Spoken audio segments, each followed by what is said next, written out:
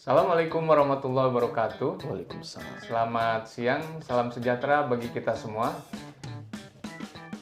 Selamat bergabung di podcast KPP Wajib Pajak Besar 3 yang pada kesempatan siang hari ini kita akan membahas terkait dengan pemberlakuan Peraturan Menteri Keuangan Nomor 157 Tahun 2023 yaitu mengenai tata cara pembebasan pengenaan PPN atas impor dan atau penyerahan BKP tertentu yang bersifat strategis, yaitu terkait dengan untuk keperluan pertahanan dan keamanan negara.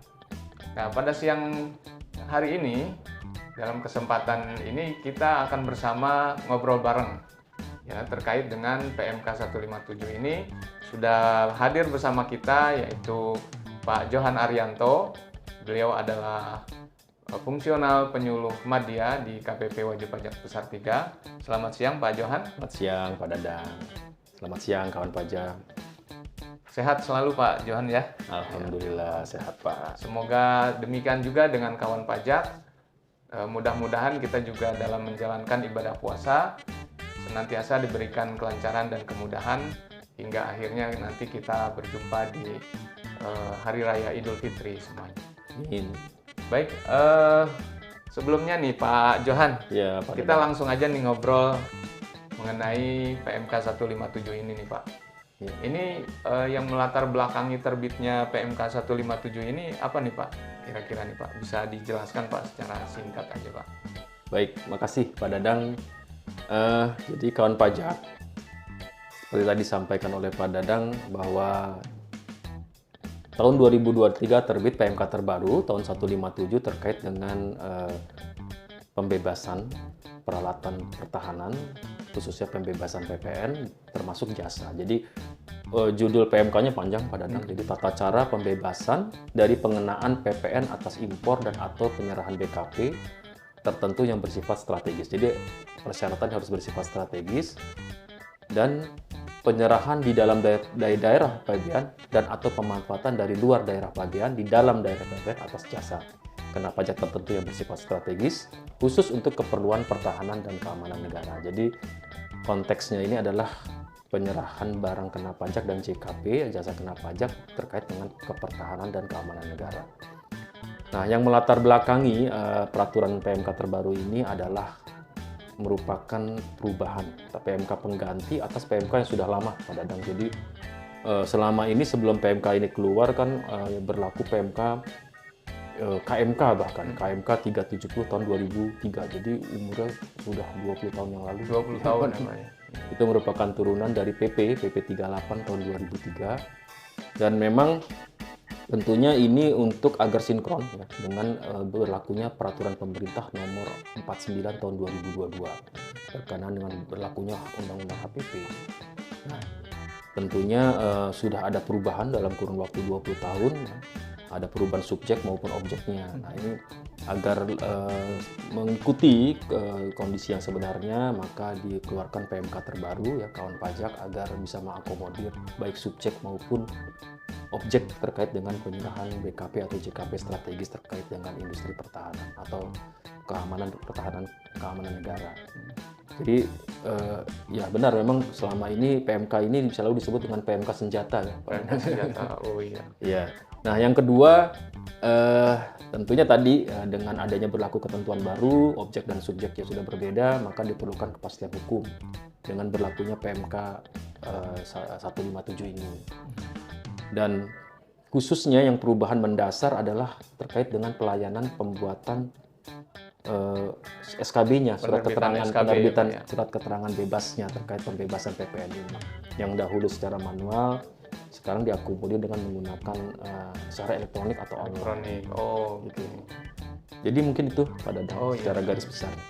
Jadi perubahannya signifikan sekali ya Pak ya. Iya, tadi betul. sudah Pak Johan singgung, ini terkait subjeknya juga diatur, kemudian objeknya juga diperluas, kemudian sekarang juga pelayanannya ya Pak ya, dipermudah gitu ya, yang tadinya sebelumnya manual gitu ya, sekarang sudah sistem elektronik gitu.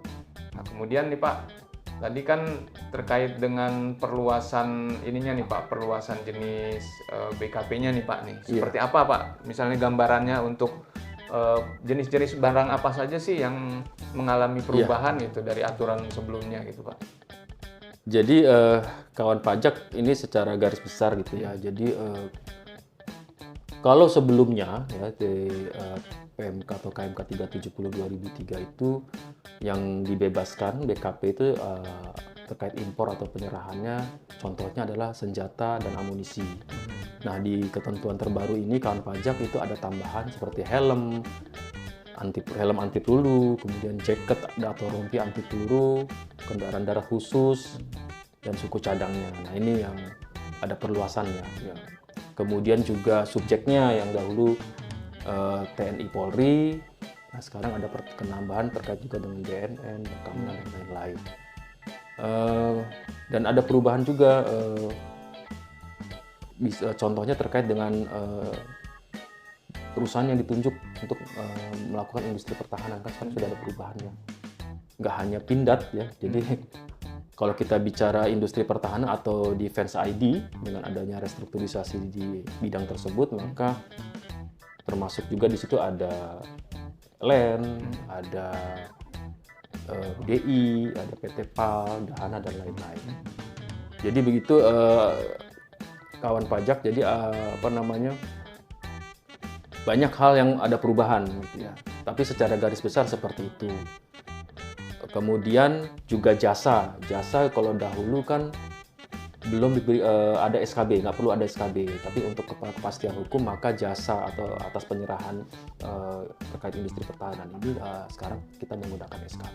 Oh, jadi jasa pun sekarang harus mengajukan SKB juga ya Pak ya? Ya betul Pak. Ya, karena tadi sudah disampaikan juga oleh Pak Johan nih kawan pajak ya, jadi ada perluasan termasuk pihak lain ya di dalam lingkup satu perusahaan Defense ID ya gitu ya Pak ya. Industri jadi pertahanan. Industri pertahanan. Jadi BUMN industri pertahanan. Oh, BUMN industri pertahanan. Kalau dulu kan hanya Pindad ya. Hanya Pindad. Oke ya. Jadi ini merupakan perluasan juga nih dari ketentuan sebelumnya. Yang tadinya PT Pindad ya Pak ya, yang selama ini orientasinya adalah untuk pengadaan alutsista, sekarang diperluas lagi ya Pak ya, seperti itu. Betul Pak. Termasuk subjeknya tadi juga disebutkan ada ini juga ya Pak ya, ada BNN ya Pak ya? Iya. BNN itu Badan Narkotika Nasional nih kawan pajak nih. Jadi kalau misalnya BNN nanti ingin melakukan pembelian barang gitu ya Pak ya, atau misalnya dia mau impor barang, nah ini juga salah satu lingkup yang bisa diberikan pembebasan PPN gitu ya Pak ya? Oke ya. Nah ini Pak, kalau misalnya jenis-jenis barang apa sih Pak secara spesifiknya nih Pak yang menjadi lingkup yang diberikan PPN ini Pak dalam PMK 157 ini Pak? Ya, dalam PMK 157 ini diatur kriteria barang kena pajak yang dibebaskan. Contohnya pertama senjata ya. Jadi senjata yang diisi dengan amunisi. Yang kedua amunisi. Amunisi itu adalah bahan senjata api ya. Bahan yang bermesiu untuk pengisi senjata api. Kemudian helm anti peluru dan jaket atau rompi anti peluru.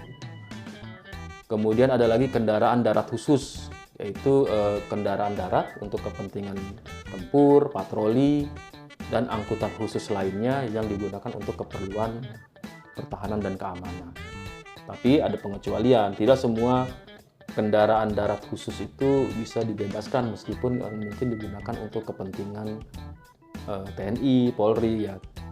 Untuk angkutan yang digunakan sama ya atau mungkin banyak digunakan oleh masyarakat umum ya tentunya itu tidak khusus gitu ya. Oh, nah, itu yang mungkin aja kan Pak ya mungkin kendaraan niaga tertentu memang digunakan untuk operasional kantor di TNI atau Polri, nah itu tidak. Jadi kawan pajak nanti bisa lihat di lampiran PMK-nya. Jadi kalau nanti kita misalnya kawan pajak terkait dengan pengadaan di industri pertahanan atau TNI Polri ya silahkan nanti apakah jenis barang apa saja gitu ya atau jenis jasa seperti apa gitu ya yang itu yang dibebaskan bisa dilihat di lampiran PMK ini. Jadi kalau ini dalam PMK ini udah tertentu ya Pak ya, Sudah jenis-jenis tertentu. barangnya ya. Ya, Dan ini juga termasuk ke dalam salah satunya adalah mengatur mengenai kendaraan darat khusus ya Pak ya. iya. Karena Jadi nanti dia khusus harus itu ya? diisi di aplikasinya ya, dia harus diisi Oh gitu ya ya. kriterianya. Nah ini Pak, tadi sudah jenis barang sudah, kemudian latar belakang sudah. Nah sekarang nih, kalau misalnya wajib pajak yang tergabung dalam perusahaan industri pertahanan, itu kalau misalnya dia ingin mengajukan permohonan SKB, kira-kira ada syarat formal yang harus dia penuhi nggak Pak ini Pak? Ya, jadi penting juga itu ya, Iya. karena ini kan fasilitas ya. Jadi kawan pajak kalau memang akan mengajukan permohonan untuk mendapatkan SKB, maka pertama tentunya adalah syarat kepatuhan. Jadi kawan pajak harus sudah menyampaikan SPT tahunan PPH untuk 2 tahun pajak terakhir dan SPT masa PPN untuk 3 masa pajak terakhir yang sudah menjadi kewajibannya. Itu yang pertama. Yang kedua tentunya harus clear, tidak memiliki utang pajak. Oh ya. Jadi utang pajak ini baik wajib pajak pusat maupun cabang. Oh. Oke. Jadi nanti di aplikasinya itu akan melakukan validasi dia, apakah atas NPWP pemohon itu memang sudah clear baik SPT maupun utang pajaknya. Ya, oke, jadi kawan pajak ini sangat jelas sekali ya. Kalau untuk memperoleh insentif, berarti dia harus memenuhi juga nih kewajiban dia, baik itu dia wajib lapornya terpenuhi, kemudian wajib bayarnya juga dia harus terpenuhi. Nah ini syarat dua ini yang merupakan syarat formal ya yang harus dipenuhi oleh setiap wajib pajak yang mengajukan SKB. Gitu. Nah, kemudian Pak, ini kan berlakunya 1 Januari ya Pak ya? Ya. 1 Januari 2024. Itu kalau misalnya sebelumnya Pak, ini yang menjadi perbedaannya itu apa Pak kalau misalnya sebelum berlakunya PMK ini dengan KMK sebelumnya nih yang tadi 370 2003 nih Pak? Gitu. Nah ini yang apa namanya ya, yang sangat berbeda gitu ya, yang merubah pola permohonan atau pengajuan permohonan ini adalah selama ini kan sebelum ini berlaku secara manual ya. Pelaksanaannya dilakukan secara manual di mana kawan pajak mengajukan permohonan ke KPP gitu ya. Kemudian nanti diteliti berkas-berkasnya. Nah, mulai 1 Januari 2024 itu prosesnya dilakukan secara elektronik ya. Jadi nanti kawan pajak ya, badan usaha gitu atau TNI Polri gitu ya, silahkan nanti melalui DJP online gitu ya. Nanti ada menu insentif itu, nah itu silahkan nanti diaktifkan saja.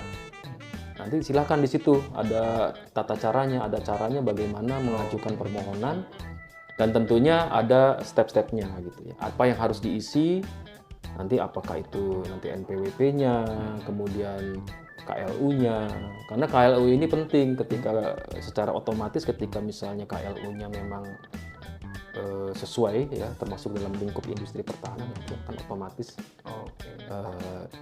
itu namanya aktif gitu ya, proses ini berjalan. Dan jangan lupa melampirkan dokumen-dokumennya gitu ya, dokumen-dokumen yang dibutuhkan gitu. Seperti dokumen kontraknya ya, kemudian identitas pengurus gitu, nama pelabuhan kalau impor atau bandar udara, bandaranya ketika nanti barang itu masuk, kemudian identitas pihak yang melakukan penunjukan atau kemudian pihak yang ditunjuk dan lain-lain. Nah ini nanti agar dilampirkan dokumennya. Oh gitu ya. Agar nanti, karena dengan sistem online ini, sistem elektronik ini tidak ada penolakan, maksudnya kalau manual kan ketika masukin dokumen nanti ada apakah dilanjutkan sebagai suatu surat keputusan atau kemudian ditolak. Nanti kalau dengan elektronik ini, kalau misalnya tidak memenuhi kriteria atau persyaratan, maka tidak dapat dilanjutkan prosesnya. Jadi ini murni semuanya by system ya Pak by ya. system. Dokumen-dokumennya juga nanti harus diupload berarti Pak ya, Iya, dalam sistemnya ya gitu. Oke, baik, wajib pajak. Itulah tadi beberapa syarat ya yang harus dipenuhi. Selain syarat formal, tadi harus lapor dan juga harus bayar atau tidak punya hutang. Kemudian dokumen-dokumen yang perlu diupload juga nanti pada saat pengajuan nih Pak ya. Iya, betul. Nah Pak. ini Pak, sedikit tadi Pak terkait tadi syarat berkas sudah, formal sudah, kemudian ini terkait anunya Pak, ini workflow-nya nih Pak, Oke. alur kerjanya nih Pak. Gimana sih Pak untuk wajib pajak nih yang khususnya bagi teman-teman yang berkecimpung di industri pertahanan ini Pak untuk mengajukan SKB itu seperti apa nih Pak, step by step-nya Pak?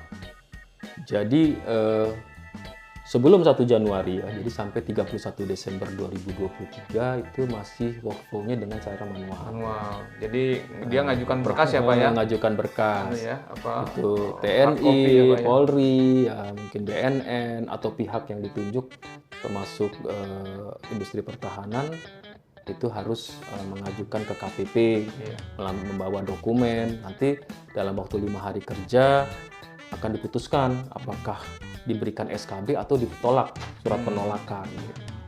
Nah, dengan berlakunya PMK sejak 1 Januari ini, maka berubah workflow-nya. Workflow-nya pengajuan SKB itu adalah dilakukan secara elektronik.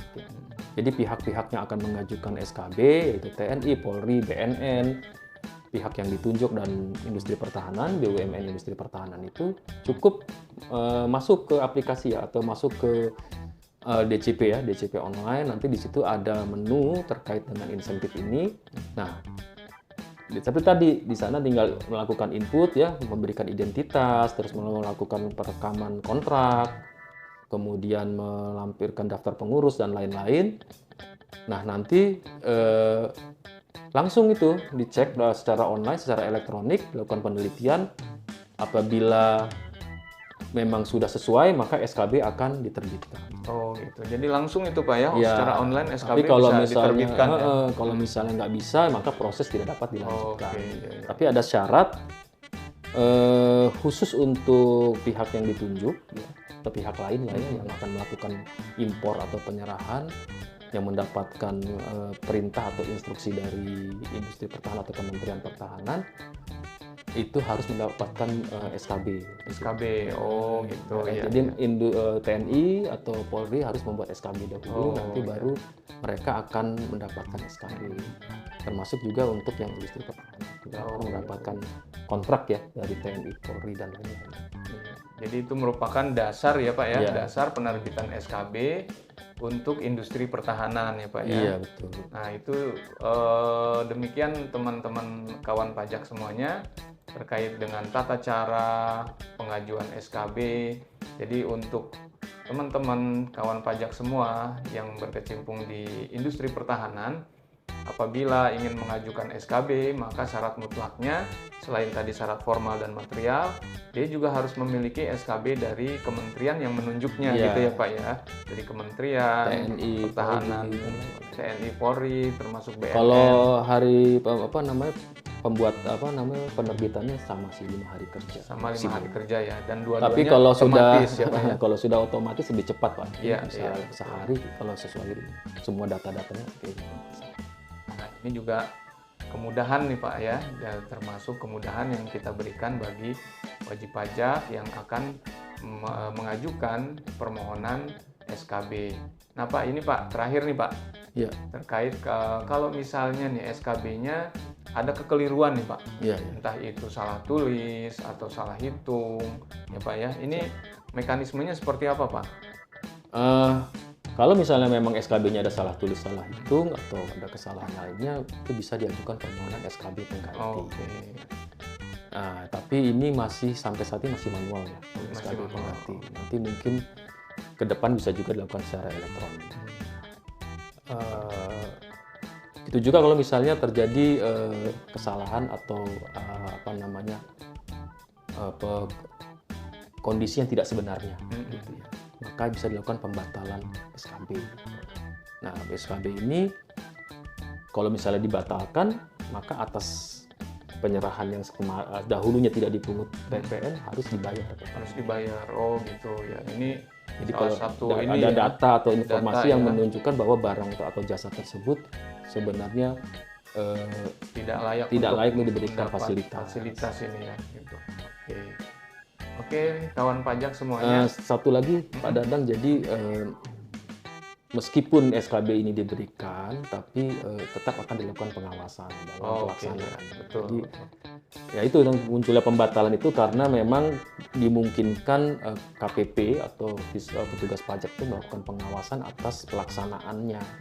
Meskipun sudah diberikan SKB, tapi ternyata dalam pelaksanaannya terjadi penyimpangan, maka akan dibatalkan dan wajib untuk membayar PPN yang tadinya dibebaskan. Betul. Nah, ini kawan pajak penting juga nih ya, salah satu nilai terpenting juga nih. Jadi setelah kita mendapatkan SKB bukan berarti kewajiban pajaknya sudah gitu ya, sudah selesai gitu. Ternyata ini ada step berikutnya, yaitu tindakan pengawasan, di mana kita akan meneliti benar apa enggak nih barang yang diperoleh itu adalah barang yang benar-benar layak untuk diberikan insentif pembebasan PPN. Nah, ini jadi demikian kawan pajak semuanya terkait dengan bincang-bincang kita pada siang hari ini terkait dengan pemberlakuan Peraturan Menteri Keuangan Nomor 157 Tahun 2023. Mudah-mudahan ini memberikan sebuah pengetahuan kita bagi kita semua, terutama khususnya bagi kawan-kawan yang bergerak di industri bidang pertahanan. Akhir kata, mungkin Pak Johan ada yang perlu disampaikan dulu Pak sebagai closing statement nih Pak untuk obrolan kita pada podcast kali ini Pak.